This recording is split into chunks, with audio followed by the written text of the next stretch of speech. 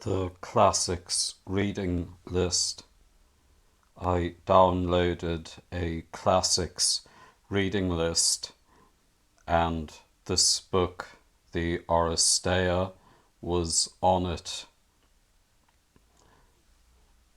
The Oresteia is a series, a trilogy of 3 plays written by Aeschylus.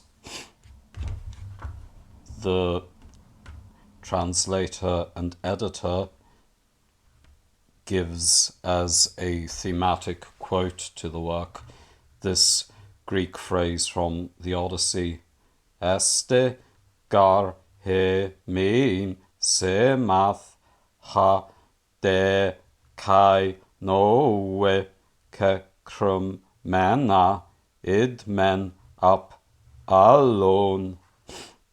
And this means, for there are signs to us,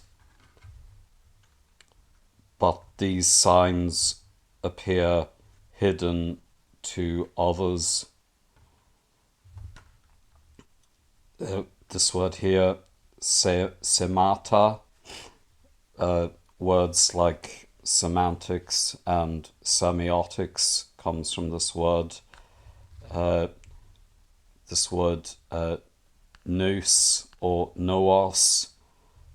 Noos is the uncontracted form. We get things like the noosphere, kakrumena, hidden. We get English words like cryptic, alone, others. I think that words such as alias is Latin, but I think it's related to this word. And I just wrote here, ha arithmos tria conta tres este amoi sema, and this is ancient Greek for the number 33 is to me a sign, because I see the number 33 quite a lot on clock faces and stuff. In my view, the best way to make oneself better at reading Greek is to write Greek and to speak Greek. So this is my way of internalizing the Greek grammar and vocabulary from Homer's Odyssey. It is fun to speculate, why was this play on the classics reading list and not other plays? And I think that the reason for this is because I think that parts of it allude to the Eleusinian Mysteries. The word mysterion in ancient Greek means secret. Unfortunately, whenever we translate ancient Greek, particularly the New Testament, the term mysterion isn't really translated, it is simply transliterated. We write the word mysterion in English letters and we get the word mystery. But what is a mystery? Mystery doesn't really mean all that much in English. Whenever this word is used in ancient contexts, it means secret. And so when St. Paul says, but I speak of a mystery, what he is really saying is, I speak of a secret. And I think that in the New Testament, if we were to translate mysterion as secret, then the mystery cult nature of early Christianity would become a lot more apparent. And the funny thing is that the King James Version translators were slagging off the Douay Rheims translators for doing stuff like this. Words whose meaning they wanted to obscure, they would not translate from the Vulgate. They would simply transliterate. They would write out the Latin word in an English form. However, in my view, the King James translators are guilty of this as well. Instead of translating the word mysterion, they simply transliterated it into mystra. So what the King James translators are criticizing the Douay Rheims, the Douay Rheims is the Catholic version of the Bible. There's a channeler revised version of the Douay Rheims that I have on my bookshelf. But what the King James translators are criticizing the Douay Rheims translators in the preface, I think that the King James translators are doing as well. They want to obscure what the word mysterion really means, and what mysterion really means is secret. Other words that they do this is baptism. Baptism doesn't really mean anything in English. However, baptisma in Greek means dunking or immersion. It would be better, in my view, to translate, I think, Ioannes Baptista, that's the Greek form of John the Baptist. It would be better to translate that as John the Dipper, or John the Dunker, or John the Immerser. So, and there are other words which the King James Version translators transliterate rather than translate, because King James told them to. Essentially, the word episkopos, when transliterated, becomes bishop. Bishop is kind of like the English way of saying episkopos, but bishop doesn't really mean anything in English. What episkopos means in Greek is overseer.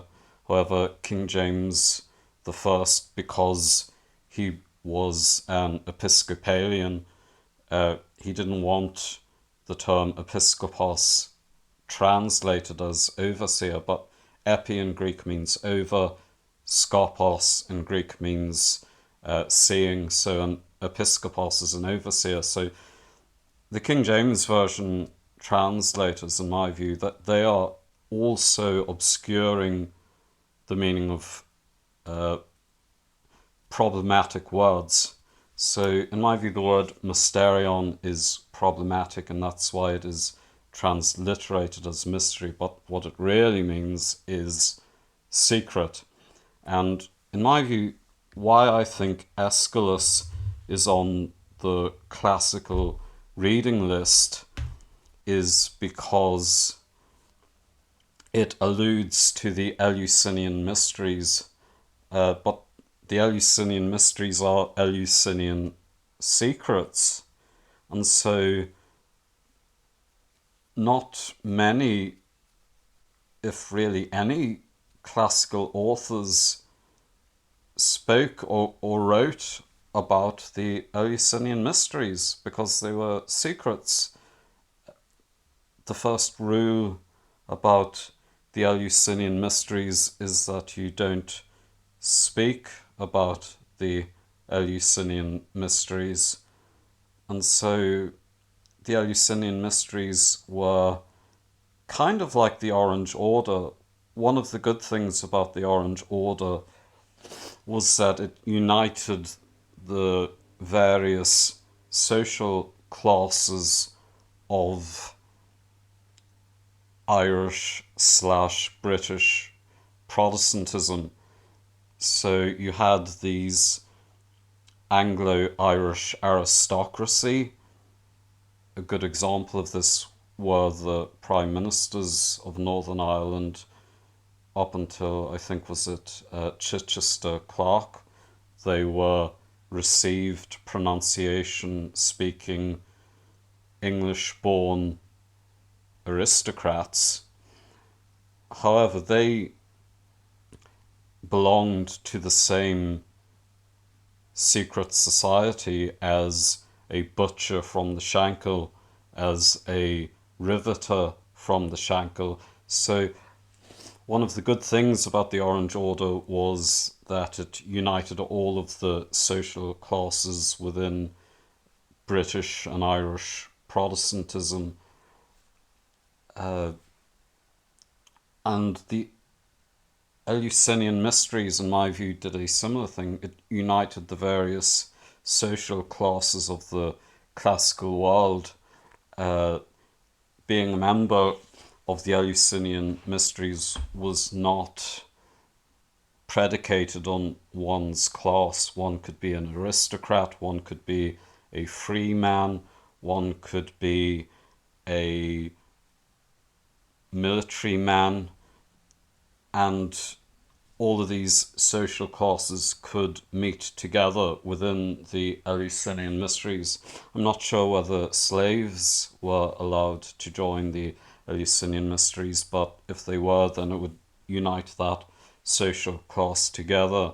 And so, in my view, one of the reasons why Aeschylus is the Oresteia is on the classical reading list is because I think in places it alludes to some of the things that the Eleusinian Mysteries believed in.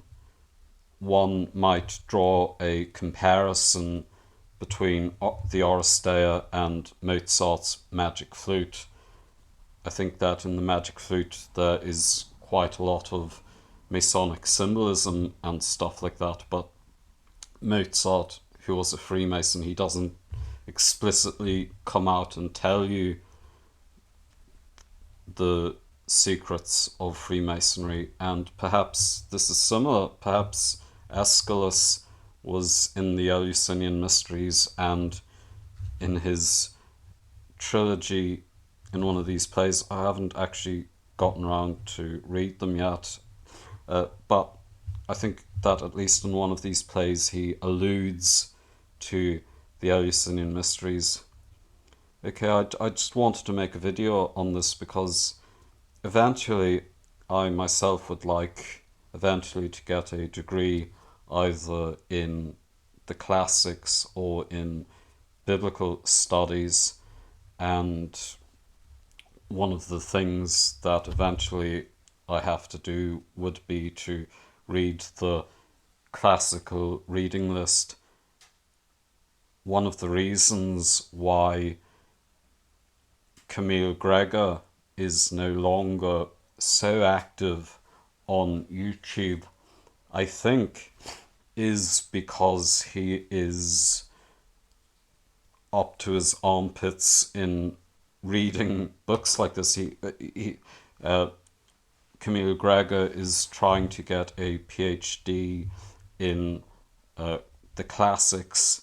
I think that he already has a PhD in political studies, but at the moment he is trying to get a PhD in the classics, and he was telling us in one of his streams that he has to read all these books. He has to read Cicero.